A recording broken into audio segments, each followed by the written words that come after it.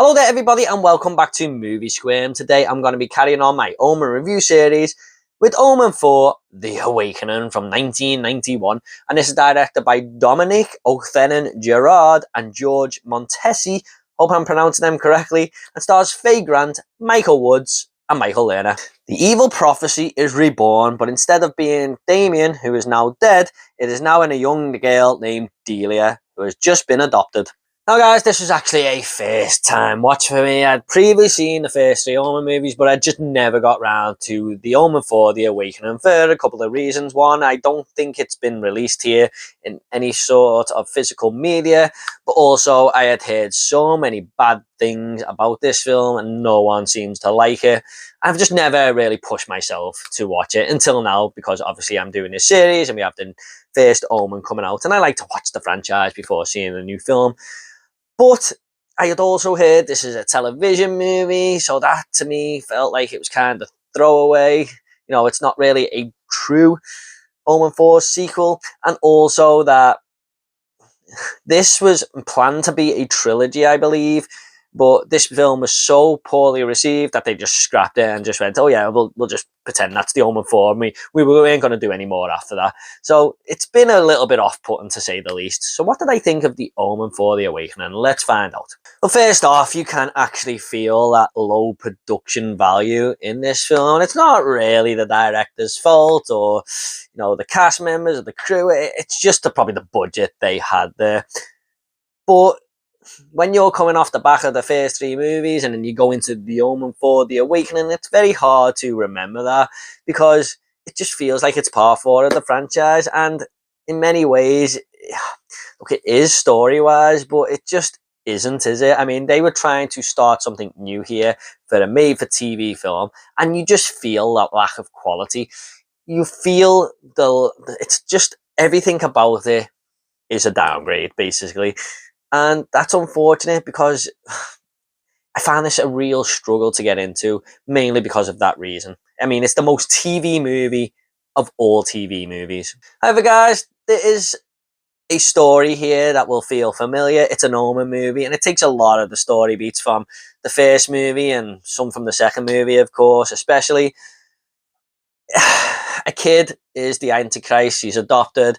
People are finding out about it, and there's mysterious circumstances involving those people who have either died or been in huge accidents, and people start to question this Antichrist kid, which is a female this time instead of a male. It's all going to feel very, very familiar. And if you're an Omen fan, I think that's going to be easy for you to get into, of course, because it's just not a hard story to follow. You kind of know where the movie is going. I mean, I found it hard to get into with the production value and stuff, but story-wise, it's just an Omen movie, and it's a very, very generic Omen movie. But everything here is just Omen light. Now, what I mean by that is, look, there's a decapitation scene in here, don't get me wrong, but it's nowhere near on the level of the first movie or that elevated death scene where it cuts the guy in half in the second film. It kind of cuts away. I don't know if this was cut because it was on TV. I haven't looked into it too much, but I don't know if they were trying to cut that out and so it can be a little bit more viewer friendly because it's going on live TV or whatever. But despite that decapitation scene, most of this, the rest of it, is just very, I wouldn't say family friendly, but it kind of plays it very safe. I mean, there's a bully at school who's bullying Delia, and she kind of starts deciding to hit him with a lunchbox. Her mother falls over at one point, and she just looks at her mother and doesn't help her up, and the mother's like, I mean, it's not exactly like she's killed someone, she just didn't help her mother up. Also, there is a scene where these religious door knockers knock at the door, and Delia just kind of moves them away out of the path, and the mother is like, oh my god, why is she doing that? It's not like the most evil things in the world, put it that way. And Asia Vieira, who plays this young character Delia, the Antichrist in this film, she really didn't have the same dark aurora surrounding her like Damien did in the first three movies, especially the first movie. I mean, it just wasn't feeling it when she looked at characters and sort of wanted something bad to happen to them.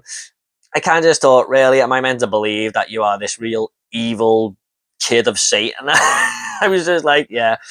Like I said, it's kind of a downgrade in every single compartment. Also, some of the dialogue and the acting here is just not really all that convincing. I mean, there's no one really here, apart from one who I'm going to speak about in a minute, stands out. I mean, the mother and father are just the most generic, basic actors you're going to see. I feel like everyone in this movie was kind of trying to get their name out there or try and push up into stardom. So they thought, oh, an Omen movie, we'll get in there and then this might propel us a little bit. And fair play to them, but I just don't think anyone commands the screen here. There's no one who really kind of stood out of the main characters. Again, just a downgrade. If you remember the first film, you got people like Gregory Peck and stuff, and Lee Remick, and the second movie, Lee Grant, and everyone else. They all put stellar performances in, you know. It's one of the biggest positives about the Omen films. But here, again, you can just tell they're TV actors, basically. I mean, I feel like they've just been on adverts and stuff beforehand, and then they're acting in a TV movie, which is the next step up for them. It just didn't work, really. I mean, no one here was enjoyable, really, apart from Michael Lerner's character. Also, the dialogue doesn't help with these characters. I mean, there's no heart or emotion into anything they're saying, really. I mean, they're just kind of reading off their script and then trying to memorize their line. It's just... there's just no real capture of people getting into character here.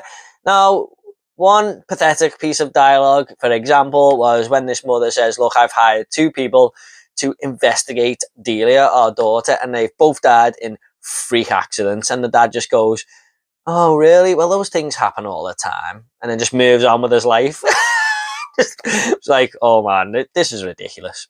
However, guys, this movie does have a couple of bright points, and one of them is Michael Lerner, who I just mentioned there. Now, I've always liked this guy in movies. I've seen him in, he's in Elf, of course, and I always remember him from Blank Check growing up as Quigley.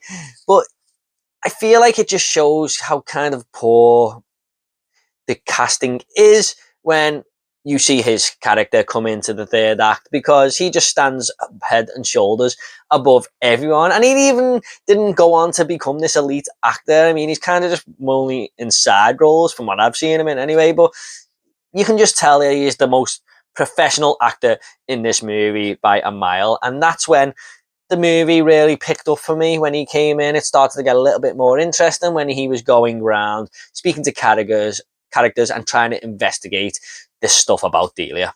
And I did kind of like the ending, the sort of mild twist, if you like, where I just thought this was going to be its totally own thing, but it does relate a little bit back to the previous Omen films and try and link it in a little bit there.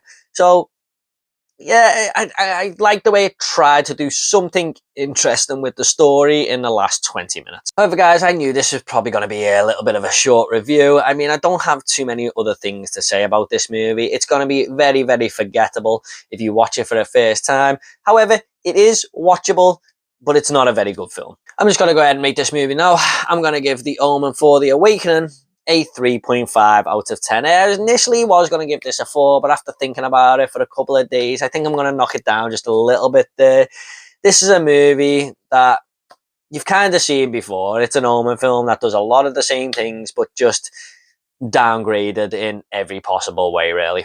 Okay, guys, at the end of these reviews, I always like to leave a little fun fact. Now, a fun fact for Omen for The Awakening is that George Montesi replaced Dominic Offerman-Gerard, the other director in this film, as he quit halfway through production, hence why there are 2 directors on this film. Okay, guys, I hope you all enjoyed this review. What do you think of Omen for The Awakening? Are you a fan of this, or are you like me, think it's pretty much of a bad movie?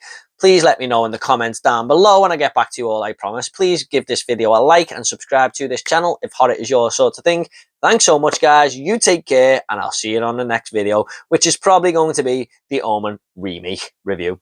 Take care.